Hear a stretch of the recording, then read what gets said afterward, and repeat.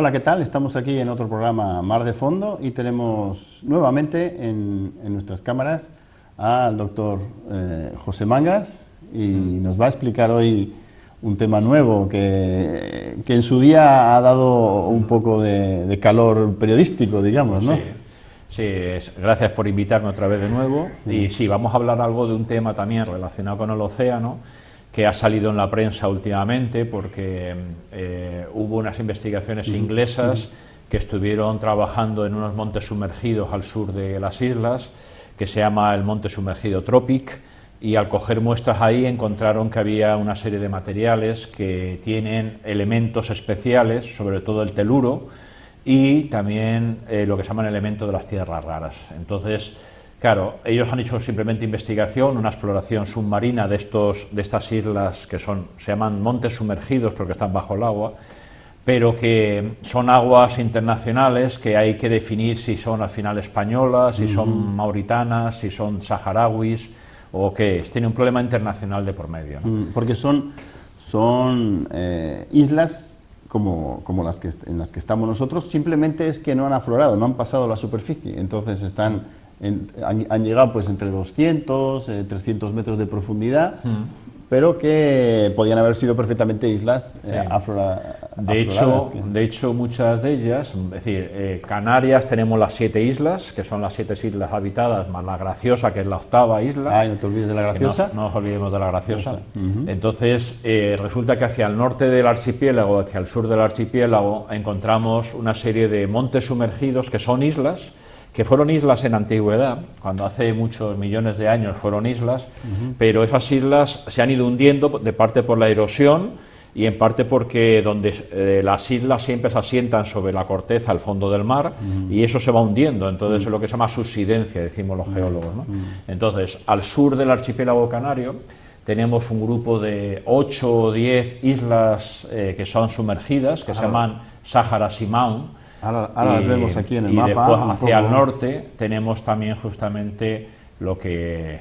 Si observamos ahí el mapa, pues vemos que de todo lo verde es África, tenemos aquí las islas de Cabo Verde, aquí tenemos las Islas Canarias, entonces observamos que al norte de Canarias ahí encontramos una serie de seamound, que son montes sumergidos, que están al norte, y hacia el sur es lo que se llama Sahara Seamound, que están hacia el sur. Entonces, claro, las islas habitadas son las que sobresalen por encima del nivel del mar, pero luego hacia el norte del archipiélago, hacia el sur del archipiélago, encontramos islas antiguas, completamente erosionadas, que a veces los franceses los denominaban gouillots, o también atolones, pero que nosotros no podemos llamarlos atolones porque no tenemos arrecifes coralinos. No es la misma estructura que en el Pacífico. Claro, hace frío, la corriente de Canarias es una corriente fría, no es una corriente templada o caliente, de tal manera que no puede desarrollar corales. Si no, algunos de estos edificios tendríamos lo que sería el atolón de coralino alrededor de esos edificios. El atolón y el atolón iría creciendo, creciendo, creciendo y serían como las islas del Pacífico. Pero como aquí la corriente fría de Canarias no desarrolla corales, hay corales de aguas frías, pero no para formar edificios tan importantes. Aquí tenemos un mapa un poquito más ampliado de dónde están esos edificios, esas islas que no afloran, pero siguen siendo una elevación sobre el fondo oceánico que vemos aquí plano, ¿no? Vemos el fondo oceánico plano aquí. Aquí están las islas salvajes, que sí que hay aflorado alguna, y aquí tenemos esos puntos blancos que corresponden a esas, digamos, seamounds. Sí, aquí lo que tenemos es que las islas salvajes pertenecen a Portugal, las islas Canarias pertenecen a España, y estos seamounds, claro, habrá que empezar a ver si pertenecen o a Portugal, cuál pertenece a Portugal, cuál pertenece a lo que sería España, o como tenemos aquí la zona marroquí, a ver si Marruecos también puede definir y decir que es suya su propiedad, ¿no? Entonces, bueno, a ver, tenemos que llegar. Están en aguas internacionales, teóricamente eso no es propiedad de nadie, pero sí, si hay una explotación, sí, corresponde al que esté más cerca, digamos, ¿no? Sí, ahí lo que hay que mirar es que, teniendo en cuenta que hay implicados 4 países, que sería Portugal, España, Marruecos y Mauritania, para las que están más al sur, y ¿no? Sáhara, y Sáhara occidental. Y Mauritania, 5. Y Mauritania, que está al sur, 5 países. Entonces, claro, ahí tenemos que llegar a acuerdos que se llaman bilaterales entre 2 países, porque España hasta ahora lo que ha hecho es, de forma unilateral, definir una mediana que separa lo que sería Marruecos y Sáhara de lo que sería Canarias, y esa mediana son 50-60 kilómetros al oeste del Lanzarote-Fuerteventura, que es donde antiguamente Repsol hizo las exploraciones de petróleo. Famosas, ¿no? Para ver si había petróleo en aguas españolas. Ahora los marroquíes han empezado ya a hacer su exploración en sus aguas, que sería de la mediana hacia sus aguas, ¿no? Y veremos en la prensa continuamente en estos últimos días. Eso lo haremos con calma cuando explicaremos por qué en esa zona hay posibilidades de petróleo. En un programa que tenemos de petróleo ya hecho, ya esbozamos un poquito, pero no lo definimos. Entonces vamos a ver otro programa sobre qué es lo que pasa realmente entre Canarias y la costa africana y por qué hay tantas posibilidades de que haya petróleo. Pero eso lo dejamos para otro día. Para otro programa. El caso es que ustedes estaban haciendo una exploración de esos montes sumergidos. De esos montes sumergidos y encontraron... Sí, nosotros estamos dentro de un proyecto que se llama Indemares. Puedes pasar la siguiente si quieres. Entonces, es un proyecto que ha estado activo, como tenéis ahí, de 2009 a 2013. Fue un proyecto de 22 millones de euros que lo patrocinó la Fundación Biodiversidad. Es una fundación europea, ¿no? Esta Fundación Biodiversidad lo que quería es detectar en todo lo que es la península ibérica y en Canarias los lugares donde existe fauna o flora marina que sea de interés para conocerla primeramente, inventariarla, valorarla y ver si merece la pena conservarla o no. Entonces, durante el 2009 al 2013 participaron, ese proyecto Indemares participó, es un proyecto LIFE de la Red Natura 2000, participó el IEO, el Instituto Español de Oceanografía, y la Universidad de Las Palmas, en nuestro caso el IOCAG, el Instituto de Oceanografía y Cambio Global, de aquí de la Universidad de Las Palmas. Entonces, a partir de bancos oceanográficos se estudiaron 3 montes sumergidos, que es el Banco La Concepción, Amanay, que está entre Fuerteventura y Gran Canaria, y el Banquete. Aquí se ve el final de Jandía, de la península de Jandía, aquí se ve, y entonces justo está pegado. Aquí es una zona muy visitada por los pescadores porque realmente hay una alta productividad por procesos marinos específicos, ¿no? Como son montes sumergidos, son lo que se llaman los seamounts, pues entonces al pasar de tener profundidades de 3.000 metros, pasar a profundidades de 80 o 200 metros de profundidad, esas laderas hace que las aguas ricas en nutrientes frías y profundas suban hasta la superficie, de tal manera que esos nutrientes hace que se desarrolle mucho fitoplancton, zooplancton, pesca. Es un proceso parecido al que pasa, muy similar, digamos, a lo que pasa en África, por eso la costa saharaui es tan rica, porque tiene un proceso que funciona de otra manera, pero al final lo que logra es lo mismo, ¿no? Sube agua que está muy rica y fría, sube a superficie y ahí se produce una explosión de vida, primero el fitoplancton,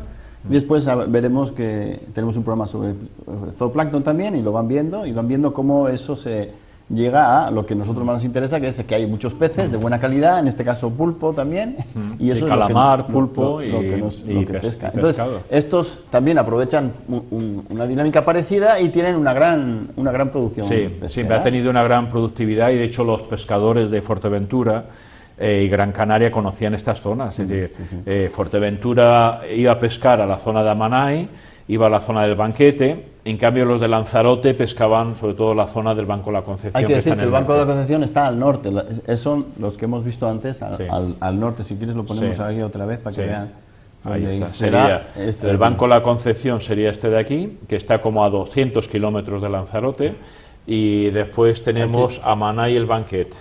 Pero es donde concentramos la investigación de Indemares, ¿no? Se concentró en estos 3 seamounts. Los otros están sin estudiar todavía. Porque la idea no era ver lo que se descubrió y lo que salió en la prensa, sino ver qué tipo de ecología había allí, qué tipo de organismos, y si eran una zona que había que proteger o había que controlar de alguna forma. Ese era el proyecto Indemares. El proyecto Indemares lo que quería es que en el territorio español, empezando por Galicia, empezando en Asturias, País Vasco, Cataluña, Baleares, Andalucía y Canarias, pudiera definir una serie de áreas protegidas submarinas por su riqueza de fauna y flora. Entonces el proyecto Indemares estuvo activo del 2009 al 2013 y además de ver qué organismos o qué ecosistemas había en estas montañas sumergidas bajo el agua, pues también se recogieron muestras. De hecho, ahí tenemos en la diapositiva, se puede ver que el tipo de muestras que se recogieron, porque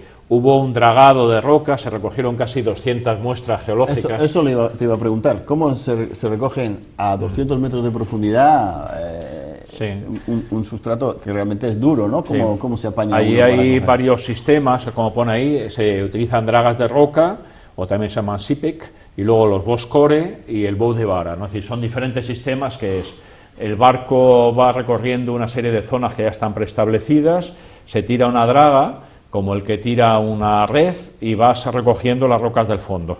Eso para las rocas sueltas, que sería la primera caja que tenemos aquí. Esta primera caja es donde son las rocas duras, son estas tres que tenemos aquí. Es como grava. Sí, estos serían rocas volcánicas, estos aparecieron por allí, que son las costras de hierro manganeso, y estos son calizas. Pero luego también... se metían como una especie de core, de cilindros en el sedimento y se cogen justamente materiales sueltos. Entonces, por un lado se estudiaron los organismos, la fauna, peces, invertebrados, esponjas, corales, se cogían muestras de todo tipo, que los que son biólogos marinos iban recogiendo este tipo de material vivo. Y analizándolo a ver qué es lo que había allí y todo eso. Pero también el sustrato. Entonces, en el sustrato fue la investigación que estamos llevando nosotros a cabo dentro del Instituto GeoGar, del IOCAG, del Instituto de Oceanografía y Cambio Global. Entonces, toda la parte geológica la estuvimos cogiendo. Entonces, claro, observamos que había 4 materiales muy diferentes. Había rocas volcánicas que salieron dragadas desde el fondo, tanto en Concepción como en Amanay y el Banquete. Aparecían costras de hierro manganeso, que luego veremos alguna foto. Aparecían rocas sedimentarias como calizas y después los sedimentos blandos sin consolidar. Entonces, bueno, nuestra función ha sido durante los últimos 3 años o 4 años, hay una tesis doctoral de un alumno nuestro de allí de la facultad, que se llama Luis Quevedo, y está haciendo el estudio de las rocas volcánicas, las rocas sedimentarias, las costras de hierro manganeso y los sedimentos sueltos. Esta vez, en este programa, vamos a centrarnos un poco en las costras, porque salió en los periódicos y tratamos de que la gente entienda bien qué es lo que es eso de las sería costras. este tipo de aquí, esta bandeja que hay aquí. Aparecieron en los 3 montes sumergidos, aparecían sobre la roca volcánica o sobre el material sedimentario, aparecían como una especie de costras duras de color naranjado, que son las costras de hierro, o de color negro, que son las rocas duras. Lo podemos ver en fotos, yo creo, en alguna de ellas. Ahí serían muestras de Concepción, que se cogieron a diferentes profundidades, observamos ahí los puntos amarillos, rojos y azules. Se cogieron muestras desde 200 metros de profundidad a muestras hasta casi 2.000 metros de profundidad, tanto norte, sur, este y oeste, ¿no? Se cogió todo lo que es el Banco de la Concepción y aparecían igual rocas volcánicas, las costras y las costras con multitud de organismos, ¿no? En lo que sería Amanay y el Banquete, igual, este es el volcán de Amanay, que es sumergido, que es el Simaun, y este es el del Banquete, que está al sur de aquí de Jandía, y también todos los numeritos son donde se cogieron las muestras, ¿no? El muestreo.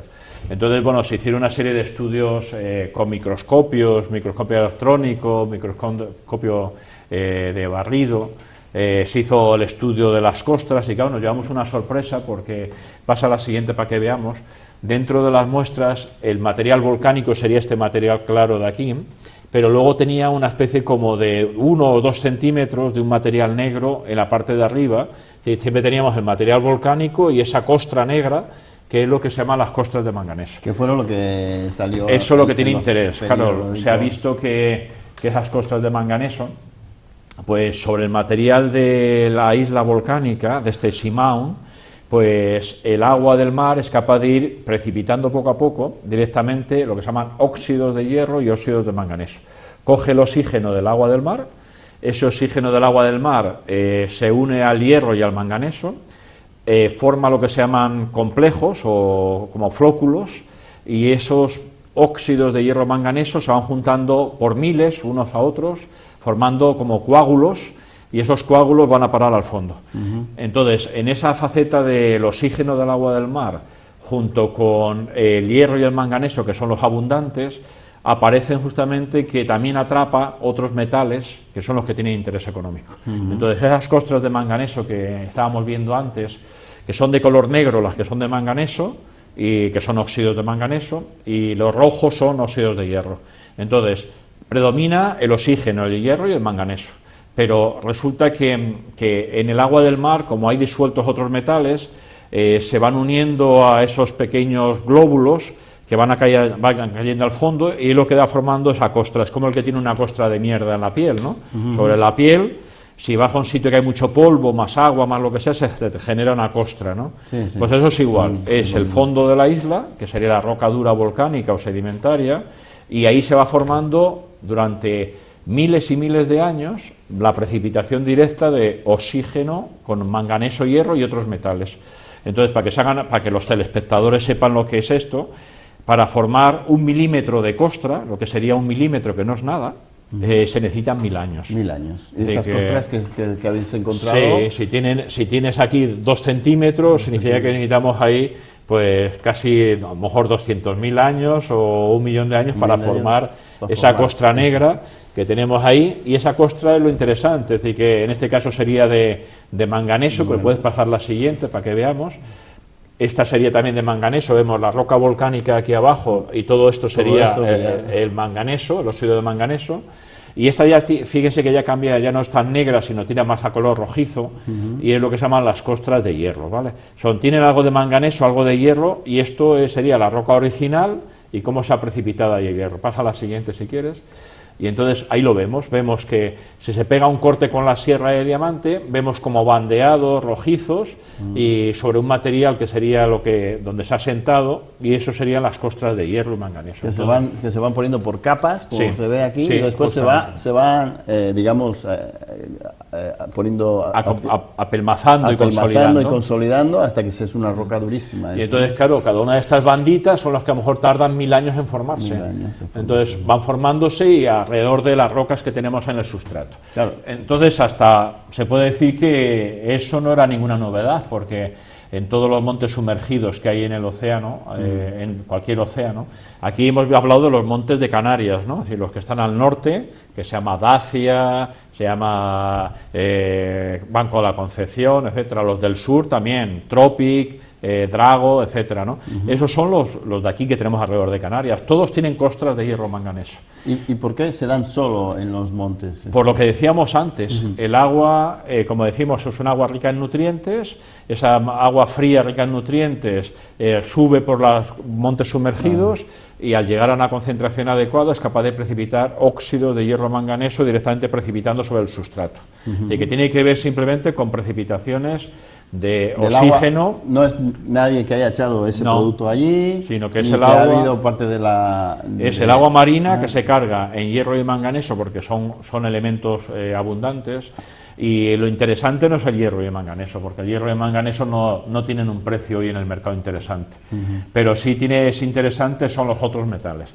Cuando uno se hace un estudio puedes pasar adelante si quieres, cuando hacemos el estudio, bueno, eso sería un aspecto microscópico de cómo es la costra de hierro, con alguna serie de fósiles, estos serían justamente los foraminíferos, aquí hay parte de fosfatos también, pasa a la siguiente. Estas serían las bandas que decimos cada milímetro, hay carbonatos, hay hierro, hay carbonatos, hierro, son las diferentes bandas de hierro manganeso.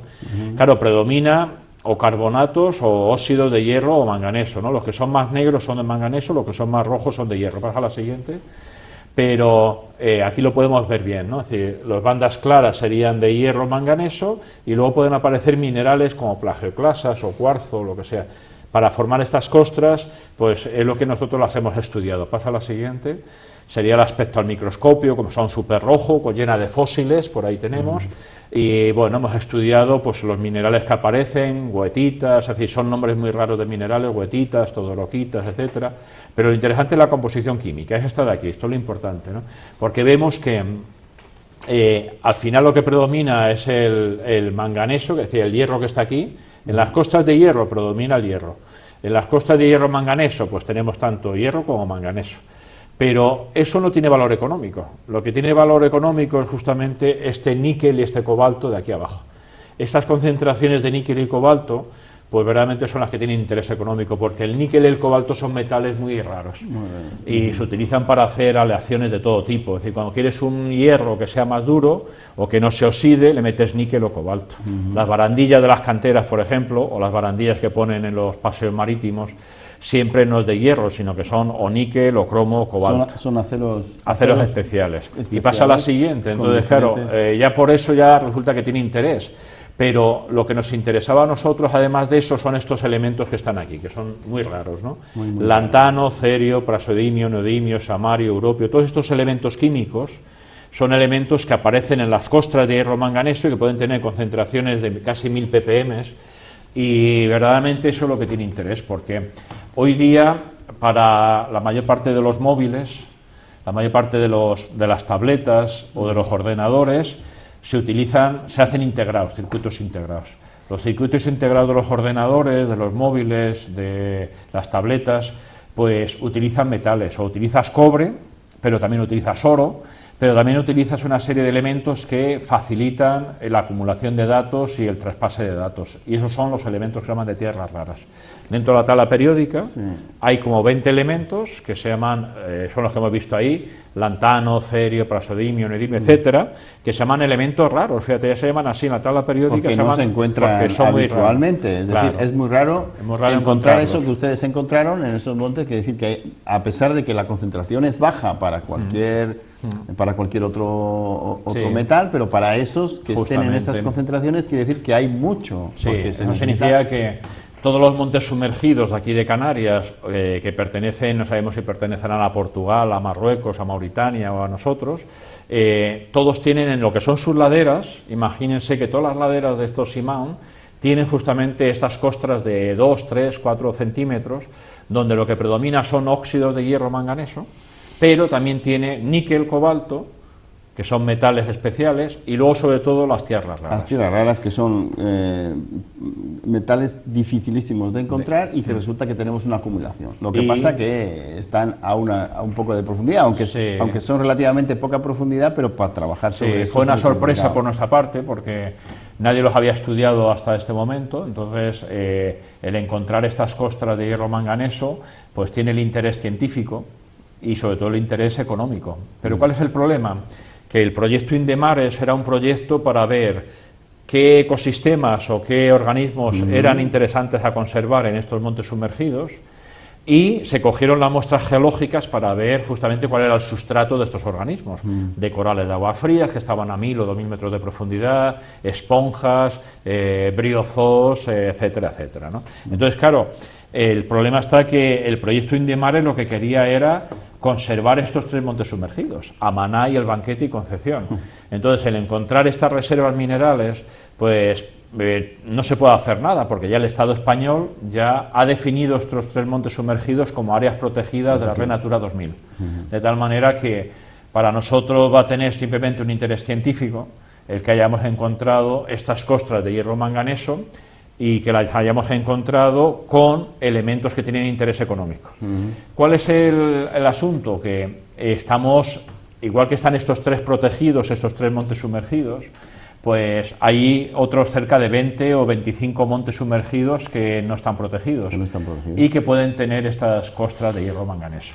Es lo que sucedió hace un año, año y medio, que salió en la prensa, en la televisión, que es que los barcos oceanográficos ingleses habían hecho una campaña de investigación en un monte sumergido que se llama Tropic, y había encontrado ahí, además de estos elementos de las tierras raras, encontraron justamente teluro. Teluro es un elemento también muy raro, que también se emplea en lo que sería ordenadores y todo esto. Entonces, claro, los ingleses dijeron que habían encontrado el mayor yacimiento mundial de teluro, porque es verdad que el teluro es un elemento muy raro. Y entonces habían hecho un cálculo cogieron varias muestras, las analizaron geoquímicamente, vieron que el teluro tenía una concentración adecuada y que aparecía en todo lo que era la llanura del monte Tropic, aparecían unas concentraciones muy interesantes que, por lo que se ve, ellos decían que era el mayor yacimiento mundial. Pero que ese teluro y esas tierras raras aparecen en todos los montes sumergidos. Lo que tiene que hacer España ahora es, que ya lo tiene solicitado justamente a la Autoridad Internacional del Mar, que se llama LISA, tiene que definir qué montes sumergidos corresponden a España, porque lo tiene que definir no de forma unilateral España, sino lo tiene que definir de forma internacional. Claro. Entonces ahora lo que hay que llegar a un acuerdo es que de estos montes sumergidos que no están protegidos desde el punto de vista medioambiental, cuáles pueden tener costras de hierro manganeso con tierras raras, con teluro o con níquel y cobalto, que puedan tener interés económico. Tú decías, Jesús, que a lo mejor podía haber problemas a la hora de explotarlo, ¿no? Porque pueden estar ahí a 200 metros de profundidad, o pueden estar a 1000 metros de profundidad, o 2000 metros, ¿no? Pero ya se está avanzando mucho lo que es la ingeniería minera submarina, se está avanzando bastante. Sí. Hay ya empresas, hay una empresa canadiense-australiana que se llama Nautilus Minerals, y Nautilus Minerals, que tiene su sede en Papúa Nueva Guinea, que quieren explotar justamente rocas parecidas a estas, ya tienen justamente lo que son los diferentes sumergibles o los robots que pueden bajar hasta 1000 o 2000 metros de profundidad, triturar la roca, esa trituración sacarla por medio de bombas, de aspiradoras hasta un barco mineralero y luego del barco mineralero llevarlo ya a puerto. Es decir, que en principio, si verdaderamente esos territorios pertenecen a España y España quisiera explotar esos recursos, pues se podía contar con una tecnología que ya se está investigando en otros países. Sí, ahora mismo el dragado está limitado a 200 metros de profundidad, más de 200, 250, ya las grandes dragadoras no pueden todavía dragar, con lo cual hay que desarrollar toda esta tecnología de dragado a grandes profundidades, que es realmente muy complicada y todavía no creo que tengamos... Sí, ahí más que dragado, lo que está desarrollando esta empresa, se puede entrar, si quieren ustedes entrar en la página web, ponen www.nautilusminerals.org, organización, ¿no? Y entonces ahí pueden ver los diferentes robots, serían desde el barco en superficie, se lanzan robots que son como una especie de excavadoras. Sí, como un poco parecido a lo que la exploración de Marte, un vehículo que vaya... vehículo no tripulado. Que vaya así, con una que manguera, vaya al fondo. Con una manguera relativamente grande y un bombeo que va rompiendo la roca. Va rompiendo la roca. Y va absorbiéndolo. Así es, ese sería el proceso. Pero, aunque parece sencillo, esto es realmente muy complicado todavía. Sí. Todavía en el mar estamos empezando la investigación en serio en el mar, entonces todos estos instrumentos que parecen fáciles y que uno en tierra los puede hacer más o menos y puede entenderlo, realmente meterlo a 1000 metros de profundidad es muy, muy complicado. Sí, pero bueno, ahí están trabajando y que nosotros también podríamos, aquí en Canarias también se ha desarrollado bastante robótica submarina y entonces, bueno, podríamos meternos en el asunto de investigar. Eso sí, si el Estado español quiere hacerlo, ¿no? Porque claro, en principio... estos montes sumergidos que están ahí a 200, 500, 1000, 2000 metros de profundidad y que son islas que sobresalen del fondo hasta esa profundidad y las costras de hierro manganeso que se distribuyen justamente en la parte superior y en las laderas, pues lógicamente habría que hacer un estudio de viabilidad, no se van a sacar las cosas así en plan loco, tienes que hacer un estudio primero a ver qué leyes tienes de níquel, de cobalto, que son los metales, cantidad de tierras raras tienes, qué cantidad de teluro tienes también, y entonces ver si el sacar ese material es rentable al precio que está en el mercado. Con lo que te va a costar sacarlo, es decir, con toda la inversión que tienes que hacer, el consumo, el riesgo... Y como tú dices, Jesús, es el hacer... trabajos en el océano es muy duro porque el mar no siempre está igual, tenemos temporales, puedes perder el material debajo, que es lo lógico, que lo pierdas a 1000 o 2000 metros de profundidad, no vas a poder recuperar ese robot, y bueno, queda mucho todavía, es decir, no creo que nosotros lo veamos, ¿no? El hacer la investigación y el hacer una valoración económica posiblemente sí, pero lo que se dice la extracción va a llevar su tiempo, pero bueno, no hay nada imposible. No, de hecho, técnicamente no se ve imposible, lo que hay que definirlo muy bien y saber trabajar. Hasta hace unos años, por ejemplo, el petróleo y el gas natural solo se explotaba hasta 100 o 200 metros de profundidad. Y ahora estamos en 3.000 metros o 4.000 metros de profundidad. Muy bien, pues nada, muchas gracias, José, ha sido un placer como siempre. Y estamos aquí terminando ya otro programa, vendremos en próximos programas a explicar estas cosas que han quedado en el aire. Pero bienvenido otra vez y hasta la próxima. Bueno, muchas gracias y estamos para eso, para enseñar a la gente temas nuevos y curiosidades científicas. Si de algo no sabemos es del mar, así que recuerden, vean este programa para tener un poquito más de de ideas sobre nuestro mar alrededor nuestro. Venga, gracias.